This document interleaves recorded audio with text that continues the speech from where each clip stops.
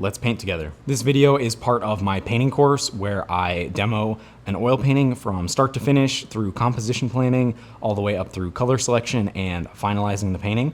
And I'm also talking about artistic principles that make creating fun and reduce any friction in your artistic journey. If you missed the beginning of the demonstration where I digitally planned this oil painting, you can find that on my profile as well as in the description of this video.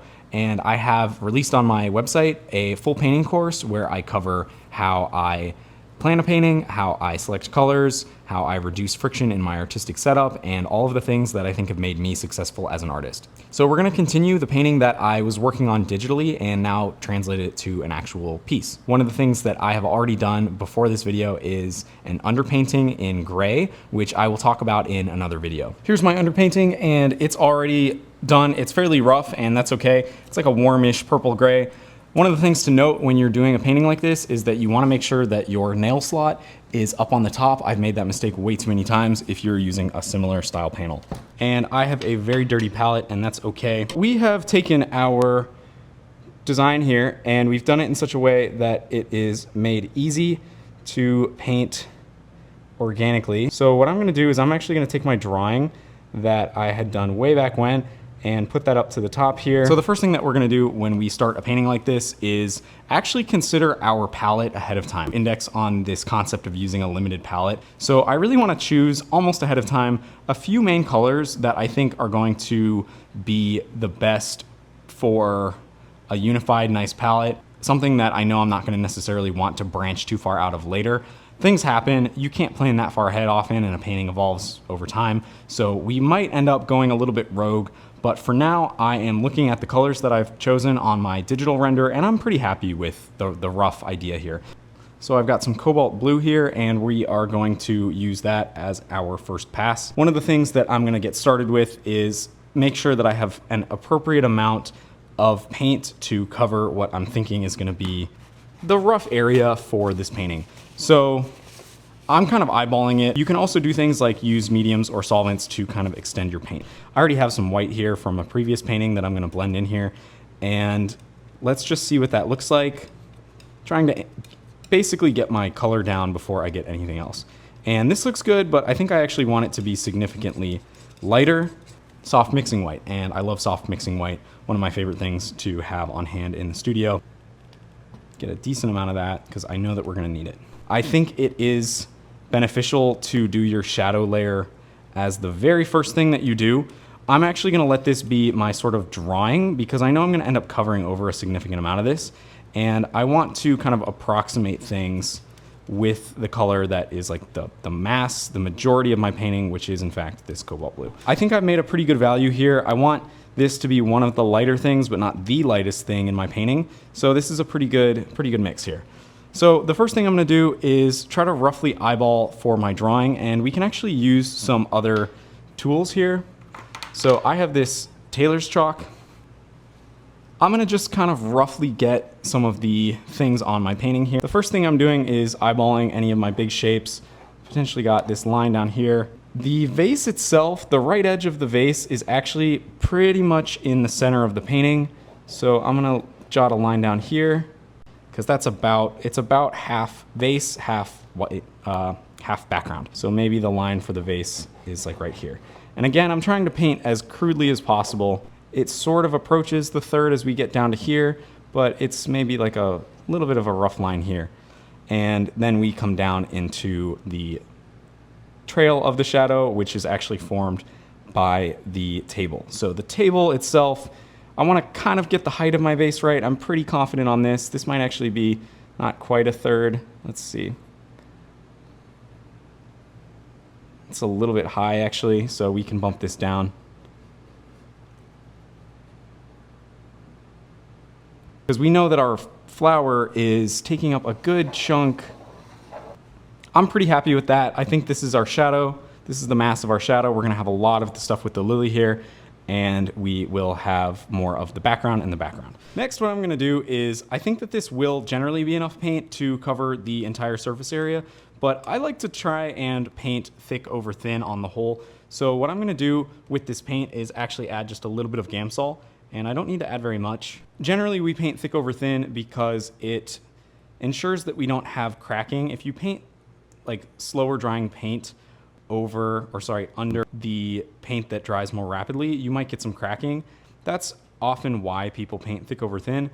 I usually paint relatively straight from the tube, and in doing so, I don't have to worry about it quite as much because everything dries at about the same rate. But you also get the benefit in using some Gamsol of thinning out your paint so that it goes a little bit further. And you also have the benefit of things like improved dry times, or rather quicker dry times, in which I can come and approach this painting tomorrow and not worry about blending on accident. I'm also not terribly worried about, at this time, how my ratios are gonna be for remixing this color. If I was mixing a really complex color that wasn't just blue and white, I would probably try to take a note of it and say, okay, it's maybe 3 parts blue, 1 part red, and 4 parts white or something like that. Next, I am simply going to get painting.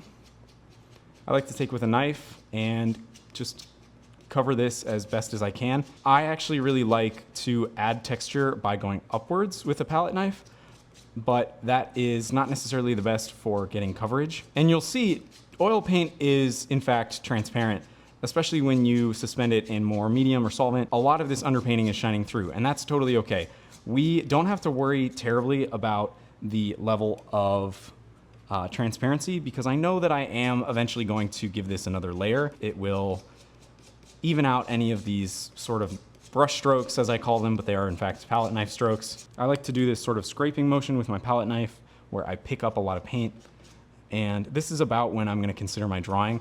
We wanna paint, again, crude to fine. And I'm doing the background first just because, again, I know that I will need to cover over it again, especially when I do this sort of strategy of trying to work some lines that I'm actually working in the negative space. So if I have like some brambles or some sticks or something in here, I'm gonna just add like 2 little bits here to imply that there's a stick or a bramble there. We're mostly riffing off of our drawing at this point, rather than trying to get any level of perfectionism based on the reference. If you're not doing anything like human figures or things that require a level of precision, like structures or anything where it will be immediately obvious that it's off, don't worry about it that hard. And I really like to focus on the mechanical aspect of the painting, and that I am very lucky to be able to just move paint around. I know that my vase is here. I'm actually just gonna bump it in a little bit. So even though my line may be here, I'm actually gonna paint just a little bit lower down. That gives me some room if I'm going over this with my vase to paint over this layer. And you don't have to do that. You can try your darndest to match the lines that you have started to work with. The vase, I said, really starts here. The top of the vase is here. It comes almost all the way down to the bottom of this composition. So I'm just gonna add like a simple quick little line here with my palette knife. And that'll help me serve as a reference for where the table actually begins. So we're gonna say that's our line here. And I just about eyeballed this, maybe not quite. Continuing to work in really this capacity of saying, I'm always thinking about corrections. I'm always considering that maybe my drawing was in fact wrong. We've got the shadow that comes at actually kind of a steep angle here up into the end of the table, which is here. This table as it comes down about here. At this point, I'm almost opting for speed over everything else. I do want to set myself up to be in a good place to finish my painting effectively, but I'm not really worried about any details. I just want to get the gist of this painting. So at this point, all that we've done is try to roughly cover the background. And if we look at our reference and at the painting that we have started to make, some things should stand out as fairly obvious in that they're incorrect. This table, I didn't do quite high enough. We also want to consider, okay, I actually did cover over. I know that there's a lily here, but I would rather get all of this. This, I don't know that we quite got as low enough as we should have. We're gonna just bring that down just a little bit more. That's all that we can do for now. We will have to give it a minute to dry so that we can go over it with our shadow. So we finished the first layer of the light as it passes beyond the vase and all of the foliage onto this wall behind the still life. Next, we have to choose a color, which is the cast shadow of the vase and the flowers against the wall. I have cadmium yellow deep hue here, and I'm gonna just pull this onto my palette and see how it looks against this cobalt blue as a little bit of an exercise to see how this might treat us in our painting. And the first thing that stands out to me here is that this yellow by itself is not very dark. Given the fact that I want this to be a shadow, if I'm comparing this light color to this shadow as we have it straight from the tube, what I can do to potentially darken this down is a few things. I can choose a color that I know that I'm going to use later in my painting that is a darker pigment than this yellow as it is by itself. What I always like to do is try and see what this color mixed with my other color that I've chosen in my palette might look like. Add a little bit of blue here, knowing that we're probably gonna get some amount of a green. And obviously we have this really dark color. We've got this really dark color here, and that would be an excellent shadow. We might choose to use that as the shadow that is cast onto the table from the vase, but not necessarily for the wall. And I kind of like that. I think that this is a little bit more of a messy orange. I want to give this just a little bit of an application here. The thing that I'm already considering at this stage in the painting is understanding the range of values that I have available to me. And I know that this cast shadow is one of the darkest elements of my painting. I want to make sure that I have a little bit of room to go down in value, and I want to make sure that my lights are actually light enough. So what this might mean if I do choose to use this as my orange is that I may actually need to go up in value for this blue. Already thinking about all of these variables that we have in our painting, but I think for now I'm going to press onward with this. I think the one that I have mixed here is pretty darn close. I'm gonna take a little bit more of this blue mix that I had, not too much. Again, I'm going to add just a little bit of Gamsol here, and we certainly don't need to be too accurate regarding our edges. I don't want to pull any of this blue into the paint that I'm using to get the mass of this shadow in here. So what I'm going to opt to do here is try to get all of my shadow in without touching any of my blue. The other thing that you'll notice again is that we have a certain level of transparency occurring. So the dark underpainting is really shining through, and we're picking up a lot of that beyond this cadmium yellow. I have a decent amount of paint that I've eyeballed, and I think it'll pretty much get me all the way there. I have this line, which was Folly, and I am going to kind of just avoid that for now. I might scrape it and pick it up, and you'll come to learn as you paint how much paint that's on the canvas already impacts the paint that you're putting down over it. The fact that we're getting closer to the color and the form that we want in the finished painting is okay. It's thinking about painting in terms of you're generally shooting for a target, and if you miss, you readjust, works to appease a lot of the anxiety around painting something wrong. So if I get my line wrong or if I get my color wrong, it's okay because I have gotten a good amount of this color on here, and like I can tell that's a little bit too dark, but it's not a huge deal because I am gonna go back over it later, always trying to just generally paint crude to fine. My vase, the top of the vase is gonna be somewhere in here. I don't know exactly where yet, so I'm just gonna get any of this background over the top of it already. And that's one of the advantages of having an underpainting in the first place, is that if you miss some paint, like if I just leave this here, totally okay, because it's going to all kind of wash out in the end, and you're really not gonna notice it, as opposed to if you had like a stark white canvas.